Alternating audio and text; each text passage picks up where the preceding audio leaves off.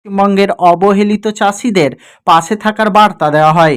এই জেলা সম্মেলনে উপস্থিত হয়েছিলেন বর্ধমান পৌরসভার চেয়ারম্যান পরেশচন্দ্র সরকার, জামালপুরের বিধায়ক অলোক কুমার মাঝি, পূর্ব বর্ধমান জেলা পরিষদের কৃষি ও সেচ দপ্তরের কর্মাধ্যক্ষ মেহবুব মণ্ডল, বিশিষ্ট ব্যবসায়ী মহেন্দ্র সিং সালুজা সহ সংগঠনের একাধিক কর্মকর্তারা।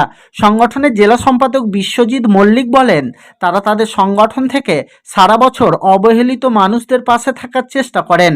সংগঠনের সঙ্গে যারা যুক্ত তাদেরও পাশে বিভিন্নভাবে সহযোগিতার হাত বাড়িয়ে দিয়েছে এই সংগঠন।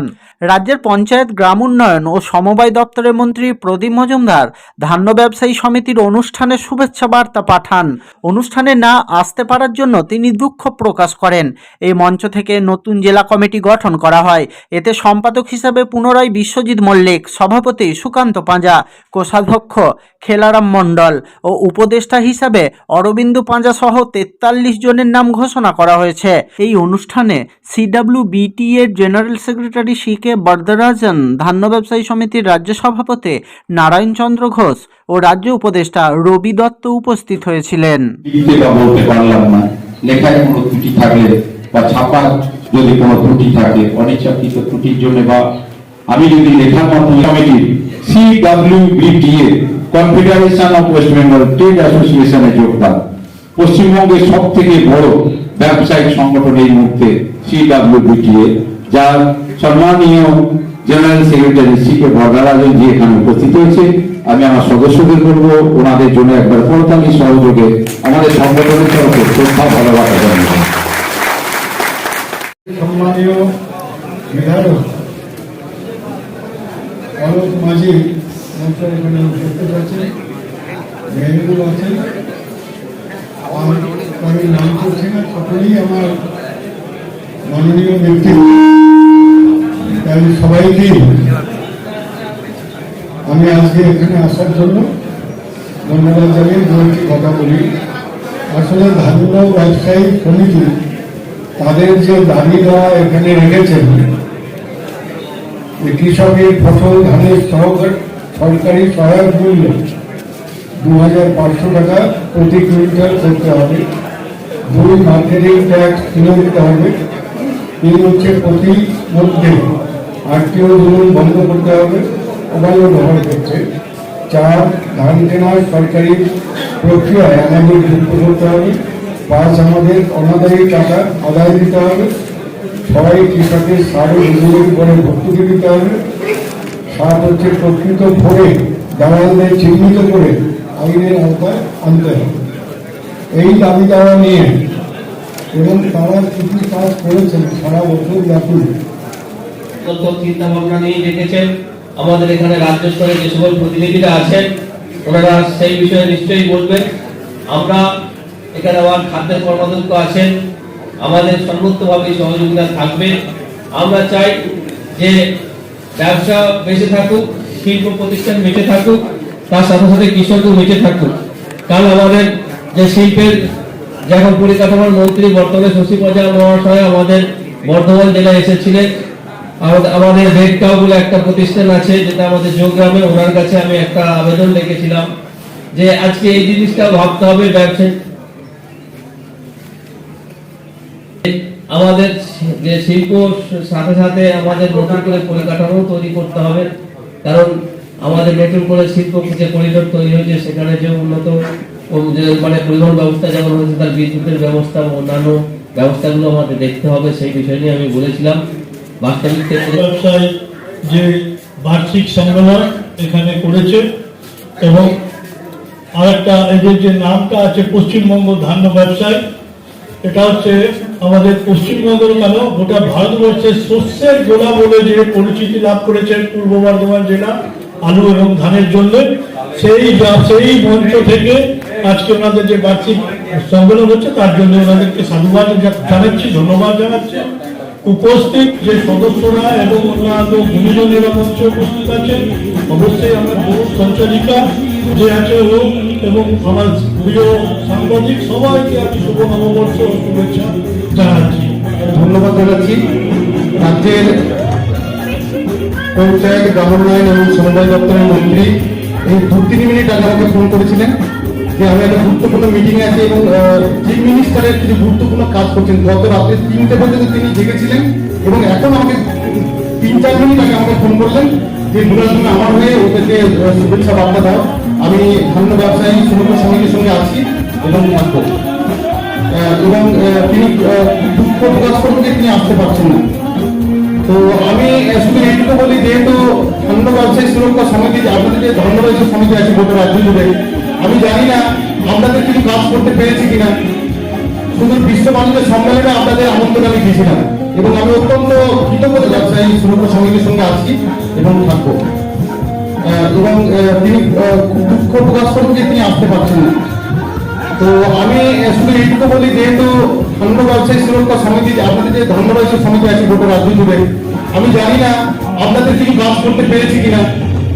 শুধু বিশ্ব বাণিজ্য সম্মেলনে আপনাদের আমন্ত্রণ আমি দিয়েছিলাম এবং আমি অত্যন্ত কৃতজ্ঞতা জানাচ্ছি আমাদের সংগঠনকে এবং আপনাদের সামনে যারা বসে আছেন তাদের মধ্যে অত্যন্ত কৃতজ্ঞতা জানাচ্ছি যে এতক্ষণ ধরে অনুষ্ঠান হয়ে আপনারা কিন্তু চুপ করে বসে আছেন। অনেকে উঠে চলে গেছে, অনেকে ঘোরাঘুরি করে, কিন্তু আপনারা বসে আছেন। আপনাদেরকে অন্তরের অন্তঃস্থল থেকে ধন্যবাদ জানাচ্ছি। আমি শুধু দক্ষিণ দামোদরের মানুষ, আপনারা জানেন বিশ্বজিৎ ফোন করলেন, আমি জানি আপনাদের অনেক সমস্যা, যেহেতু মিডিয়াতে থাকি। আপনারা ধান বিক্রি করেন মিলে, সেই মিলে লক্ষ লক্ষ টাকা, কোটি কোটি টাকা আপনারা পান না, বিভিন্ন ক্ষেত্রে সমস্যা হয়। বিশ্বজিৎ আমাকে অনেক সময় ফোন করে যে ওই মিলটা আমরা যাচ্ছি, তুমি একটু সাপোর্ট করো। বিশ্বজিৎ আমি দায়িত্ব নিয়ে বলছি আমার নিজের লোকের থেকে সাপোর্ট। আমি একটা মিডিয়া করছেন শুধু খবর করার জন্য নয়, যাতে কোনো বিপদে না পড়ে, কোনো সুবিধা অসুবিধা দেখভাল করতে পারি আপনাদের সঙ্গে। অবশ্যই আমি প্রতিদিন থাকার চেষ্টা করছি এবং আগামী দিনে থাকবো এখানে। বর্ধমান জেলার ষষ্ঠ সম্মেলন বর্ধমান জেলা ধান্য ব্যবসায়ী। আমাদের বর্ধমান জেলা 6টা জোন আছে, বলছি, ঘুষকরা, কাটোয়া কেতুগ্রাম, মালডাঙ্গা মন্তেশ্বর, জামালপুর, কালনা, দক্ষিণ দামোদর, বর্ধমান সদর এবং ভাতারমুখ। এই সম্মেলন থেকে বার্তা দেওয়া হলো আপামর প্রশাসন, রাজ্যবাসীকে, যে ভুল ধারণাগুলো আমাদের সম্বন্ধে ছিল, আমরা নাকি করে, আমরা নাকি দালাল, আমরা ব্যবসা করি, কিন্তু ব্যবসার যে সামগ্রিক নিয়ম, ট্রেড লাইসেন্স করা, ইনকাম ট্যাক্স ফাইল করা, প্রফেশনাল ট্যাক্স দেওয়া বা অন্যান্য যে সমস্ত কাগজগুলো ক্ষেত্রে, বিশেষ জিএসটি যেখানে প্রয়োজন হয়, সব কিছুই আমাদের মধ্যে আছে। আমরা আমাদের নিজেরা পুঁজি বিনিয়োগ করি। আমাদের পুঁজি বিনিয়োগ করার ফলে দেখা যায় আমরা এক একজন 15 জনের গড়ে কর্মসংস্থান করতে পারি। 15 জনের কর্মসংস্থান করলে প্রত্যেকে যদি 5 জনের পরিবার ধরা হয়, তারা স্বামী স্ত্রী, একটা বাচ্চা, তার বাবা মা, তাহলে সংখ্যাটা একটা বিরাট সংখ্যা হয়। রাজ্যের জুড়ে যে সংখ্যাটা 30 লক্ষ হয়। আমরা সরকারকে এবং অন্যান্য উচ্চতর মহলকে বারবার ভাবতে বলি, এই 30 লক্ষ মানুষের জীবন জীবিকার কথাকে আপনারা ভাববেন। এই 30 লক্ষ মানুষ কিন্তু তারা স্বনির্ভর, যাদের পিছনে সরকারকে একটা টাকাও খরচা করতে হয় না। উল্টে আমরা এমপ্লয়মেন্ট জেনারেট করি, অর্থাৎ কর্মসংস্থান তৈরি করি। আমরা নিজেদের পুঁজি বিনিয়োগ, সেই পুঁজি আমাদের হারিয়ে যাচ্ছে বিভিন্নভাবে, বিভিন্ন রাজনীতি। সেই টাকা, অনাদায়ী টাকার চাপ, যে বিষময় আমি আমার সম্পাদকদের করেছি, এই বিষময় থেকে উদ্ধার পাওয়ার লক্ষ্যে এবং আমরা একটা সংগঠিত সকলের সামনে উপস্থাপনা করতে চাই। আমরা একটা সুশৃঙ্খল সংগঠন, সেটা আপনারা সকলেই ভালো করে উপলব্ধি করতে পারলেন। আমাদের টাউন হলের সিট ক্যাপাসিটি মাত্র 500, অথচ এখানে আমার 1500 সদস্য উপস্থিত আছেন। তারা প্রত্যেকেই সুশৃঙ্খল, প্রত্যেকেই সুন্দর আচার আচরণে। এই হচ্ছে ব্যাপার। অনাদায়ী টাকার পরিমাণ প্রায় 130-40 কোটি টাকা। আমরা শুধু বর্ধমান জেলায় আমরা আগে ক্লেম করতাম 100 কোটি টাকা। আপনারা কম বেশি সকলেই শুনেছেন। দক্ষিণ দামোদর জোনটা আমাদের কমজোরি ছিল। দক্ষিণ দামোদর জোন নতুনভাবে গড়ে উঠছে এবং তার ফলে আমরা জানতে পারছি নিত্য নতুন রাইস মিলতে অনাদায়ী টাকার পরিমাণ। এবং যারা আমাদের চ্যালেঞ্জ করেছিল, আমরা তাদেরকে বলি যে আসুন বন্ধু, মুখোমুখি হই, সত্যের এবং বাস্তবের মুখোমুখি হই। আমরা তৈরি আছি বাস্তবের মুখোমুখি হতে। আমরা চাইব আমাদের মাননীয় ডিএম সাহেব আমাদের ডাকুন। আমরা আমাদের দাবি দেওয়া এবং দাবির সপক্ষে যে প্রমাণ দেয়া, সেটা আমরা তুলে ধরতে সক্ষম। যে ব্যক্তি বা যে সংগঠন বলছেন রাইস মিল হতে ওনারা কোনো টাকা পান না, তো আমার খোলা চ্যালেঞ্জ রইল, খোলা মাঠে হয় ডিএম সাহেবের অফিসে কিংবা টাউন হলের মতো খোলা মঞ্চে তারা আসুন, আমরা আসি, আমাদের সকল সাংবাদিক বন্ধুরা থাকুক, অর্গানাইজটা আমরা করব, আমরা তালিকা ধরবো, ওনারা কেটে দেবেন এখানে টাকা। ওনারা বলছে 100 কোটি টাকা ওনারা একসঙ্গে দেখেছেন কোনো দিন এরকম মন্তব্য করে? এই ধরনের যিনি মন্তব্য করেছেন সেই ব্যক্তি হয়তো 100 কোটি টাকা দেখেছেন অনেক অন্যায় পথেতে।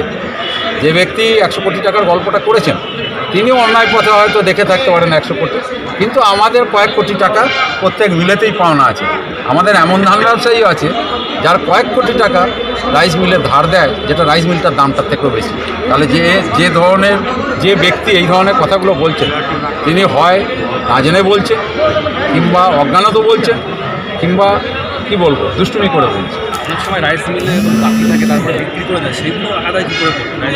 এটাই হচ্ছে কথা, যে রাইস মিলার অ্যাসোসিয়েশন থেকে বলা হয় যে আপনারা ভালো রাইস মিল দেখে ব্যবসা করেন না কেন।